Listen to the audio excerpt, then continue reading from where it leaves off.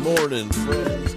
Mark Holmes here, of course, with my buddy Cowboy Joe Boo and Joe Bear in the house. And as always, I want to thank you all for watching, commenting, subscribing, and being part of the Joe Boo Sports Report. Without you guys and you ladies, this literally does not work. So let's get open for business here and let's wake up those football gods. Wake up here this morning, guys.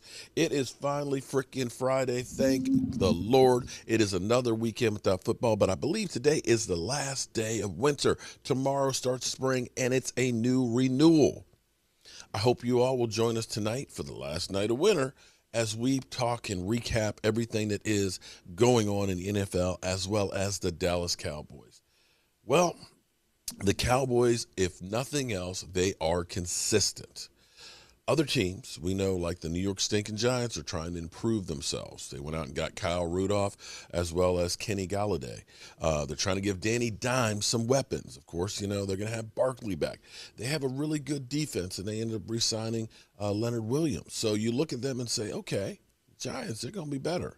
We know Washington has gotten the gunslinger who gives no fucks, excuse my language, Ryan Fitzpatrick. I've been around the NFL. There's nothing you can do to me.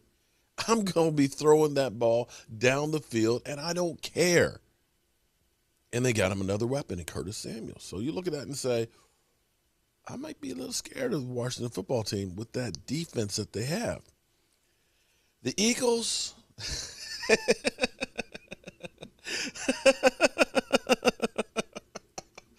ooh, ooh, ooh. Okay, moving right along from the Eagles to the Cowboys, where we signed the biggest free agent out there in Dak Prescott. That's the start. But we're doing what we do, which is looking for value, as Stephen Jones says. I'm okay with the guys that we've signed if they're rotational players. But what I want is I want a frontline guy that is a game changer that these guys will spell. If these guys are the frontline guys, then we got issues. And right now, we know that the NFL has changed and got a new television package. $110 billion over the course of the next 10 years, with an out for the NFL after 8 years if they want it. How big is this? Basically, Amazon is paying $1 billion just for Thursday night football. That's right. Your Thursday night games will be on Thursday night. It will be on Amazon. Monday Night Football will actually have a rotating schedule. So if we got a game that's ass, Monday Night Football can say, we don't want that one. We're going to change this game. Football watching. And now the NFL will be voting on a 17-game schedule later this month. Let's just say there's going to be 17 games. No more 8-8. No more. Either you have a winning season or a losing season. That's it. I actually kind of like that. I actually really like that one. In fact, I love that one. Yeah. No more 8-8, 8-8, 8-8. That's done. Stephen A. Smith, you're out of here.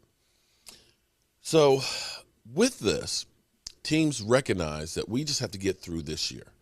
So they're being creative, you know, just like the Cowboys ended up adding 2 voidable years on Dak Prescott's contract to make it more palatable for this year, where it's only a $22.2 million cap hit, the second highest on the team. T-Law's hit is higher. And it's only $200,000 more than Amari Cooper's. And don't believe that the Cowboys can't get any money. The Bears are cutting people to make sure that they can sign others. They're restructuring contracts. Teams are doing things to get down. Now, we did restructure a few contracts to get ourselves, you know, we restructured our offensive line, Zach Martin, Tyron Smith, and Lyle Collins to get us $15 million. But we haven't cut anybody to create room other than our punter. And that's where teams are like, okay, let's get rid of this guy, this guy, this guy, so we can have some room so we can try and improve. The Cowboys thus far have been doing their moves without doing any of those things that other teams are doing to the nth degree. And, of course, Stephen Jones is doing what Stephen Jones does. Value picks. Value. Even though the NFL basically went to the television companies and said, I messed that up. Let me try that again. Take the money out, all of it. That's right. And they did. The Cowboys are acting like they broke ass. Let's take a look at what they've done so far. And like I said, I'm not going to bash any of these players, but this feels like Christian Covington type signing that we had. We went to the Texans. Let's get that guy. We get excited. But now, this could be totally different. These guys could all of a sudden be the ones. They're not old. They're not aging veterans. But, I take a look at Terrell Basham, who was a good edge rusher, outside linebacker, DN. The thing that I loved about him is that he, of course, caused 3 forced fumbles. And turnovers, let's be clear here, turnovers are as good as gold, or even Bitcoin right now. Turnovers are the keys to end your woes. They can be as much as a 14-point swing. They can be a momentum changer. And if you can get the ball to your offense when the other team's defense is not ready to go out there, you've got a big advantage. And one of the things you can look at since the 2014 season is the Dallas Cowboys, with the exception of the last few games of this year, have not been a team that can take the ball away. So I like this. I like that. Then, of course, we have Carlos Watkins, of course, from the Texans, okay? Played in 16 games last year, 2 sacks, 17 solo tackles. A big body, 6'3", about 300 pounds, another big body that we could put in the rotation. I'm sure he'll do at least better than Dontari Poe did last year. Then we got Brett Urban, another big guy, actually tall guy. He's 6'8", and about 300 pounds. Had 2.5 sacks, no forced fumbles, 17 solo tackles. So these are all really good rotational players to go in there. But I still want that big body, and I still want that lights out cornerback. I still want that lights out safety. And here's the thing that blows your mind is there are a lot of good quality starting players out there. But some of these guys, their contracts they're signing are only like a $3, $4, $5 million cap hit. J.J. Watt's cap number for this year is only $5 million. Not that I'm saying that J.J. Watt is the guy, but just think about that. J.J. Watt's cap hit is only $5 million for this year. So let's take a look here. Kyle Fuller. Kyle Fuller was cut by the Bears yesterday as a cap saving. Cap saving so that way they could sign Andy Dalton. Kyle Fuller, 29 years old, okay? 29, I know that's a little longer in the tooth than you want, but 29 years old, has started 96 games, okay? Guy has 19 interceptions.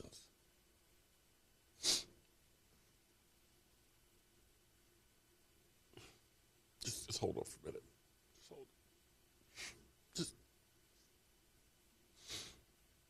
19 interceptions. Would you believe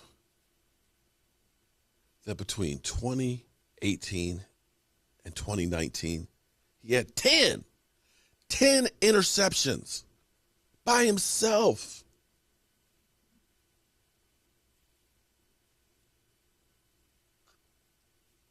He's a free agent. 5'11", 194 pounds.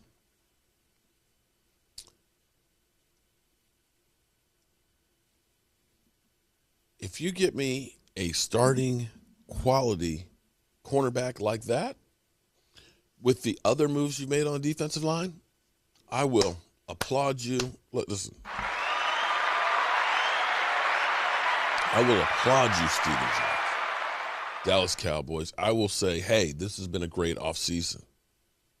Appreciate it. Love it. Can't wait for the season to get here. If you go out and get yourself a starting good, really good safety, I'll applaud it. I'll be happy. Or if you go out and you get yourself a stud nose tackle, I'd be happy.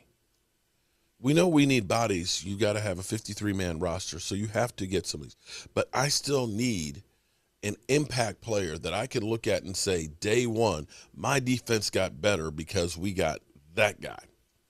And what I see so far, I can't honestly say that that's what we have. Not yet. I don't see that. I hope I will. I pray that I will. But I haven't seen it yet. So that's where we are right now, free agency.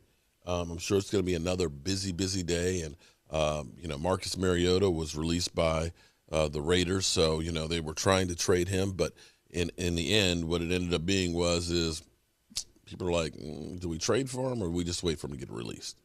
The Raiders wanted to reduce his salary from $10 million to $3 million, and he didn't want to do that. So, boom, he's a free agent. There's teams out there that are still, of course, looking for a quarterback. We actually have that problem ourselves because we definitely need to get a backup quarterback, and it'll be interesting to see who we sign. So with that being said, guys, I got some work to do in the workshop, and then I've got to go out on the road and take a look at a house that needs to be renovated and, of course, keep you up to speed with everything that is the Dallas Cowboys. I'm Mark Holmes, and as always, I appreciate you being here. Hope to see you tonight. We'll be giving away some more racks, so I'll see you then.